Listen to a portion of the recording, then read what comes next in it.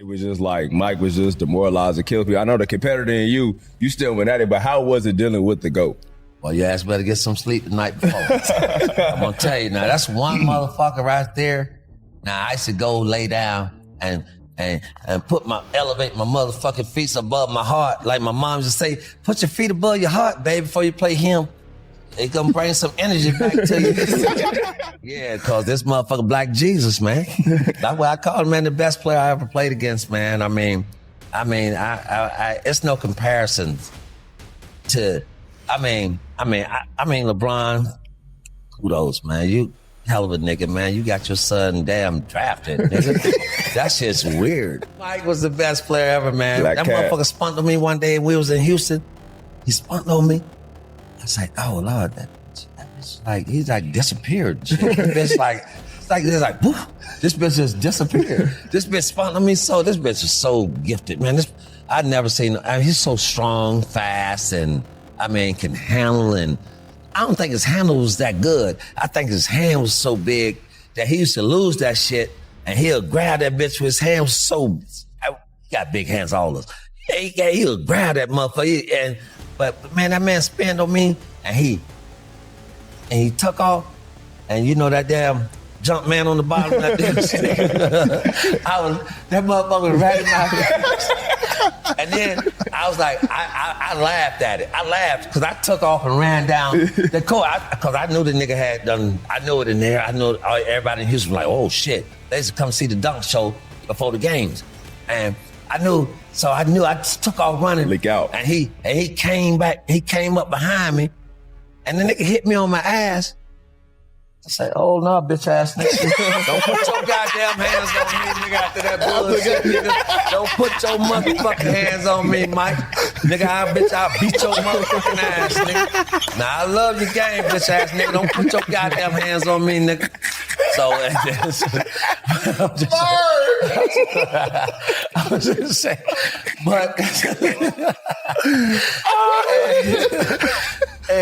oh man! And then that's when y'all see it's like everybody see this part when we back face to face. I was like, man, but don't touch me, nigga. You're the best nigga I ever played against, nigga. Don't put your goddamn hands on me though, nigga. Cause nigga, I hate guarding your ass. Nigga. Oh yeah, man. That was shit, man. That was some shit right there, Mike, man. That guy was unbelievable, man. To be 1,000, man. I'm just glad I was able to say shit and everybody give me homage.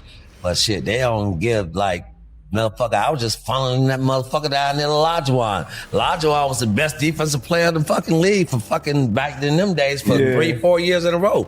Defensive player of the year, blocking everything. You know, he don't give a fuck if he get dunked on.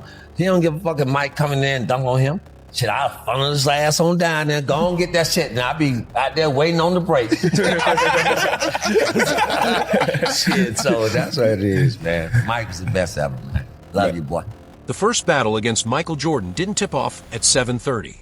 It started the night before. Vernon Maxwell said it himself, and he wasn't joking. He changed his entire routine just to survive one matchup. Early bed, legs elevated, lights off, no distractions. Because when you were scheduled to see Jordan the next day, you weren't preparing for a game. You were bracing for impact. Maxwell called him Black Jesus, and that wasn't hype. That was a warning. He knew what was coming. Speed you couldn't stay in front of. Strength you couldn't bump off balance. And a mental pressure that made 48 minutes feel like 48 hours.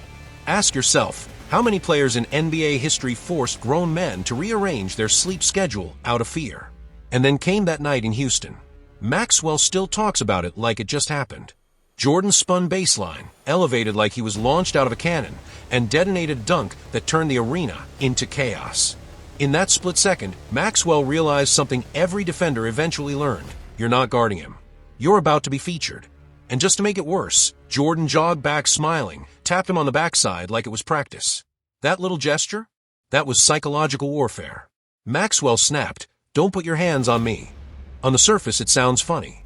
Underneath, that's pride cracking in real time. And if a dog defender like Maxwell felt that, what do you think everyone else felt? Here's the part fans today don't fully grasp. Jordan didn't just beat you on the scoreboard. He invaded your head. He controlled the temperature of the game. He dictated your emotions. He made confident all-stars question themselves mid-possession. Maxwell eventually admitted it straight, greatest player he ever faced. No debate, no hesitation. And when competitors of that caliber speak like that, you either listen or you're ignoring history on purpose. This wasn't just one man's experience. It was a league-wide confession.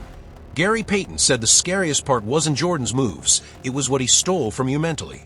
Your edge, your swagger, your belief. Charles Barkley, an MVP in his prime, admitted he never thought anyone was better than him until he ran into Jordan.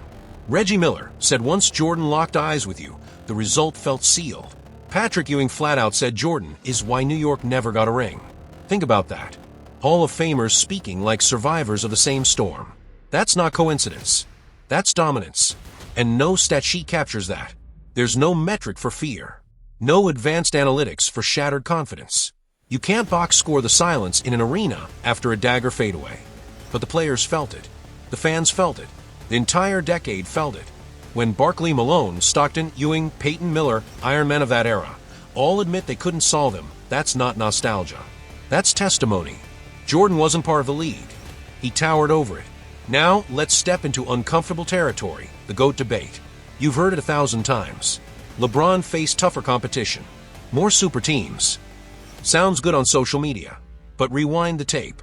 The 80s and 90s weren't some soft era. They were a gauntlet. Jordan had to carve through Hall of Fame bodies just to breathe in June. If we're being honest, the road was lined with legends. Start with the Detroit Pistons, the bad boys. Detroit Pistons weren't just talented. They were violent by design. Isaiah Thomas orchestrating. Joe Dumars hounding. A young Dennis Rodman flying around. They built an entire defensive blueprint called the Jordan Rules. Multiple bodies on every drive. Hits that today would get you ejected. For 3 straight years, they slammed the door on him. And what did Jordan do? He didn't run to a new roster.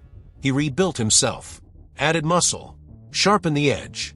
Came back stronger. And when Chicago finally broke through, that wasn't luck. That was evolution. Before that wall fell, there was Boston. Boston Celtics, led by Larry Bird, Kevin McHale, and Robert Parrish, a dynasty in full control. In 1986, a 23-year-old Jordan dropped 63 in the Garden, a playoff record that still stands. And Bird, in his prime, called him God disguised as Michael Jordan. When your opponent says that, that's not media hype. That's reverence. Then came New York. New York Knicks weren't finesse. They were fists and elbows. Ewing in the paint. Oakley enforcing. Starks jawing. Every series felt like a street fight. And still, Jordan turned Madison Square Garden into a stage. Year after year, ripping hope away from a city that believed this might finally be their moment. That's cold. That's control. Indiana brought another war. Indiana Pacers led by Miller, trash talk, mind games, big shots. He tried to drag Jordan into chaos. But when it came down to the final minutes, it was Jordan who delivered the silence. Again, and again, and again. So when people say Jordan had it easier, I have to ask, easier than what?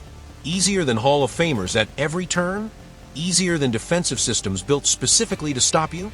Easier than being the hunted every single night? If you're enjoying this breakdown, hit that like button and tell me in the comments, are we remembering this era wrong, or are we just rewriting it to fit modern narratives? Because here's the reality. Michael Jordan didn't just win games. He broke systems. He broke dynasties. He broke confidence. And the men who stood across from him will tell you the same thing. The question isn't whether he dominated. The real question is, have we fully accepted how overwhelming that dominance actually was? And then at the end of the road stood the Utah Jazz, the final boss of the 90s, with Karl Malone bulldozing through defenses and John Stockton dissecting teams with surgical precision, one of the deadliest duos the league has ever seen, and Michael Jordan beat them twice on the biggest stage, dropping 38 in the 1997 flu game, while barely able to stand, then in 1998 ripping the ball from Malone, crossing up Russell, and drilling the jumper that sealed title number 6 like it was destiny, and don't ignore the Seattle Supersonics either, where Gary Payton, the self-proclaimed glove, admitted he threw everything at Jordan and still walked away watching another Finals MVP celebration. And when you stack the names Jordan went through, Bird, Magic, Isaiah, Dumars, Drexler, Barkley, Ewing, Hakeem, Malone, Stockton, Miller, Payton, you're not looking at a soft era.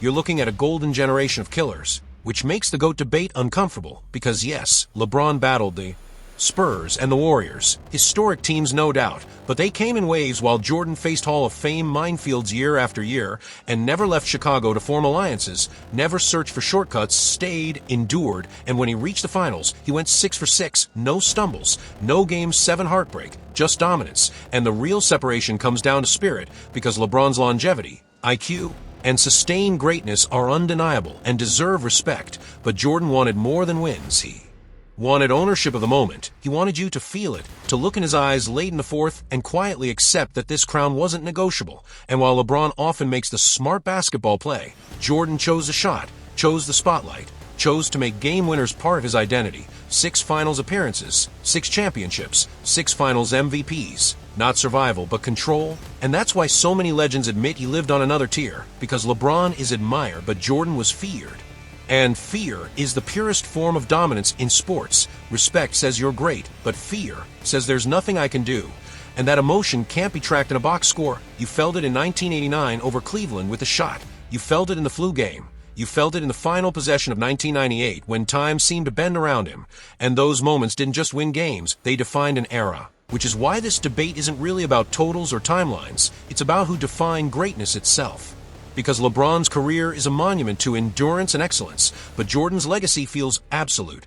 He didn't just dominate the league, he transformed it, survived the brutality of the bad boys, conquered dynasties, outdueled MVPs, and when the stakes were highest, he never blinked. 6 finals, 6 titles, 6 finals MVPs, simple math, eternal message. And maybe that's the real ending here. Greatness isn't only what you achieve, it's how you make the world feel while you achieve it, and when. Jordan played. The world didn't just watch, it held its breath.